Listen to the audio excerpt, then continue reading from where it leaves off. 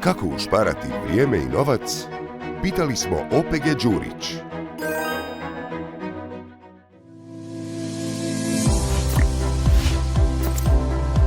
Sistivu sam probao prošle godine na par hektara, te sam vidio da je to jako dobra stvar, te sam se odlučio ove godine na 60 hektara pivarskog ječma sam odradio sve i ja sam prezadovoljan.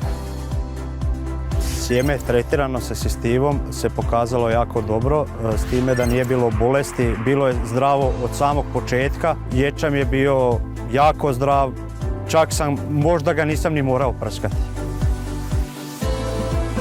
Ove godine je recimo jedan savršena godina za pokazati sve benefite te sisttive, jer od ranih jesenskih dana je bila prisutna infekcija, međutim evo, to je kod nas izostalo i sa jednim fungicidnim tretmanom smo završili godinu, zaštitili smo zastavicu i smatram da je sisttiva i više nego vrijedna investicija za svaki usjev.